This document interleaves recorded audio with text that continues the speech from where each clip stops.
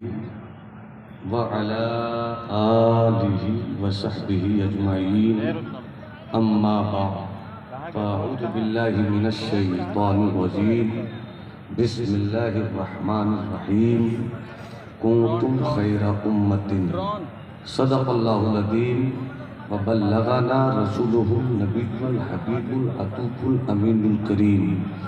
अक़ीदत व मोहब्बत के साथ नजराने दुरूद व सलाम पेश करें। पढ़े अल्लाहुम्मा सल्लि अला सय्यदिना व मौलाना मुहम्मद मअदनिल जूद वल करम मंबअल इल्म वल हिल्म वल हिकम बारिक वसल्लिम। उठो मेरी दुनिया के गरीबों को जगा दो, उठो मेरी दुनिया के गरीबों को जगा दो, काखे उमरा के दरो दीवार हिला दो।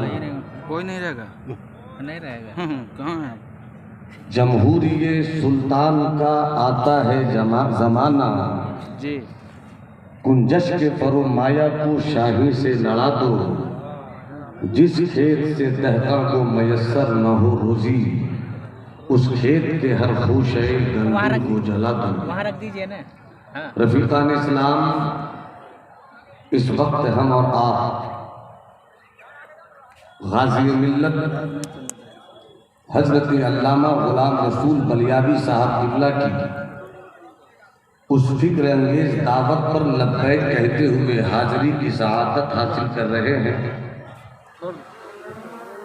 जो इस वक्त पूरे भारत की मिल्लत इस्लामिया की वो ताकत आवर आवाज बने बैठे हैं, जिनकी आवाज की धमक कश्मीर से कन्याकुमारी तक और मथुरा से लेकर मनाली तक गूंज रही है। मिल्लत को जगाना, बेदार करना, होशियार करना, इस वक्त अगर पूरे भारत में किसी मर्द ने अपने जिम्मे लिया है तो वो है हजरत अल्लामा गुलाम रसूल बलियावी। माशाअल्लाह। क्यों न हो, इनकी फिक्र नज़र के खमीर को जिस ज़ात ने रोशनी दी है उसे हम रईसुल कलम कायदे अहले सुन्नत हज़रत अल्लामा अरशदुल क़ादरी नव्वर अल्लाह मरक़दहू व तुरबतहू के नाम से जानते हैं। बहुत अच्छे। यकीनन हजरत की गुफ्तगू होगी, बस थोड़ी सी बात मैं आपके गोशगुजार करूँ, क्योंकि हम उन लोगों में अपना नाम रखते हैं कि हर रोज सफर में रहते हैं और रात गुफ्तगू के हवालों से सरगर्म सफर रहते हैं। आम पब्लिक की बात छोड़िए, बेअमल मुफक्किरों की तादाद मौलवियों की सूरत में बहुत बढ़ गई है। जी, बहुत उम्दा। क्या फायदा है? क्यों तहरीक बेदारी कॉन्फ्रेंस हो रही है? क्या कौन को इससे फायदा होगा?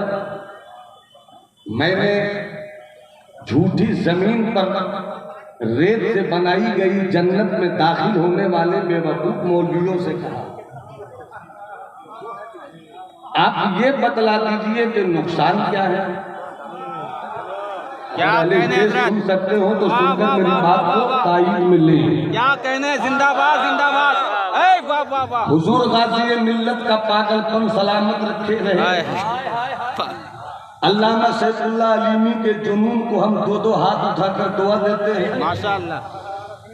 हुजूर गाज़ी मिल्लत की सरबराही में दौड़ते हुए इस कारवान शौक के उड़ते हुए गर्दो गुबार को हम अपनी कामयाबियों का ताज समझते हैं।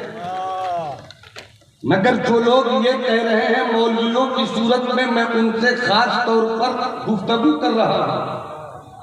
जी, आप ये तो पूछते हैं कि फायदा क्या है, मैं सिर्फ ये पूछता हूँ आप ये बताइए नुकसान क्या है। क्या बात है, बहुत अच्छी बात हजरत। ए जिंदाबाद। वाह वाह वाह वाह वाह वाह वाह वाह वाह। बहुत उम्दा। अगर नुकसान नहीं है तो फिर आपको तकलीफ क्या है? हाय हाय हाय हाय।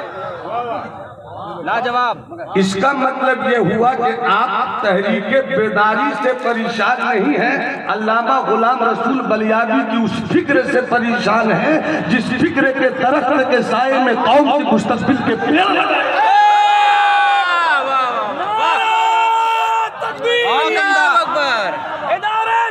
जिंदाबाद जिंदाबाद, तहरीके बेदारी जिंदाबाद, अल्लामा गुलाम रसूल जिंदाबाद।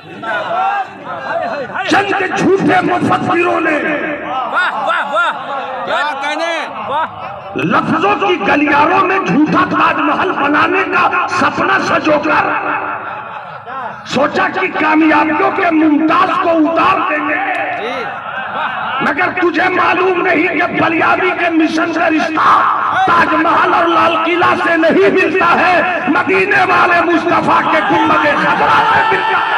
नारे तकबीर, दोनों हाथों को उठाकर नारे रिसालत, उलमाए अहले सुन्नत, तहरीके बेदारी, तहरीके बेदारी, हुजूर गाज़ी मिल्लत। अरे हाथ उठाकर कहो तहरीके बेदारी। किसी की जुबान चुप नहीं रहे, तुम्हें हजरत मौला अली के उन शहजादों के घर में लोहू का वास्ता जहां सब्र की चट्टान भी दिखती है और शुक्र का हिमालय भी दिखता है। हाथ उठाकर बोलो तहरीके बेदारी, हाथ उठाकर बोलो तहरीके बेदारी, और जिंदगी से बोलो तहरीके बेदारी।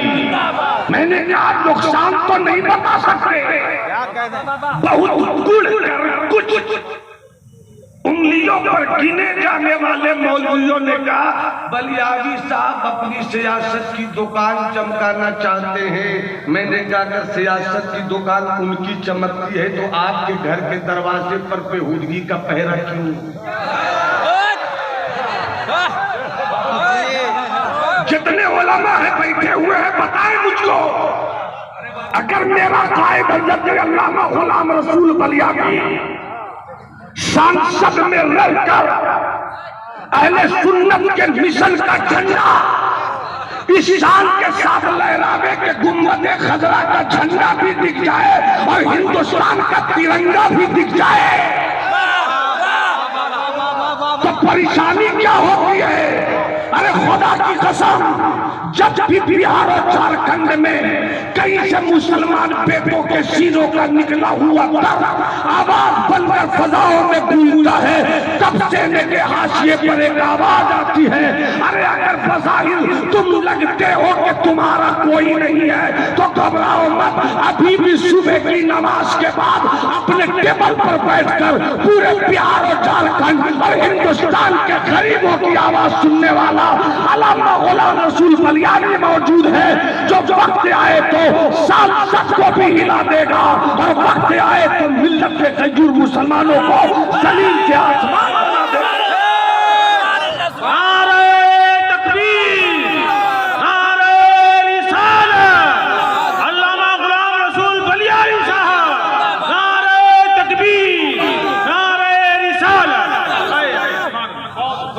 माशाअल्लाह माशाअल्लाह। और मौलवी साहब, अगर आपको ये तकलीफ है कि बलियावी साहब सियासत में क्यों हैं, तो आज जो हिंदुस्तान की आजाद फजा में सांस ले रहे हैं, ये 1857 से 1947 तक तन के गोरों मन के कालों अंग्रेजों के पंजे सुल्बो इस्तिब्दाद में सिसकता रहा।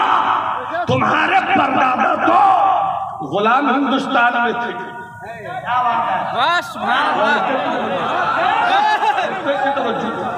तुम्हारे परनाना तो गुलाम भारत में थे।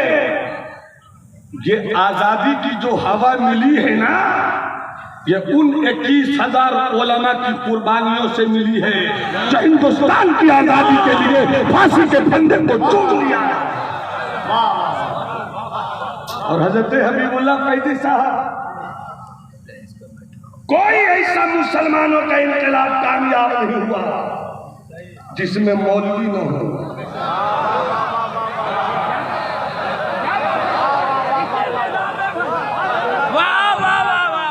कयादत मौलवियों ने की है।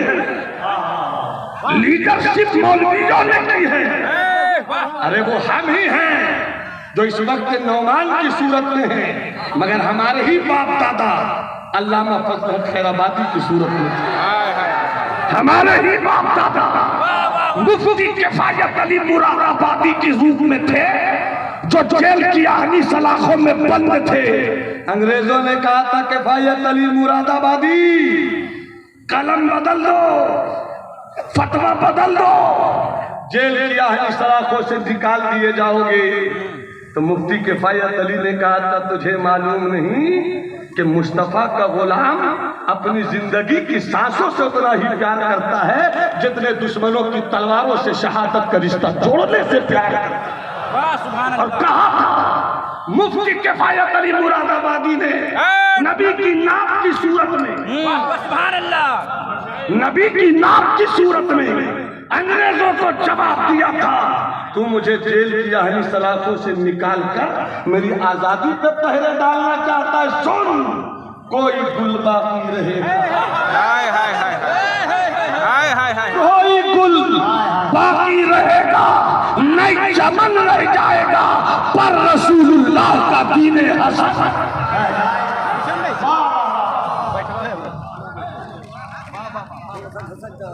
और इनकलाब चाहिए इल्म हासिल करो, जहालत कभी इनकलाब नहीं लाती, इनकलाब इल्म से आता है।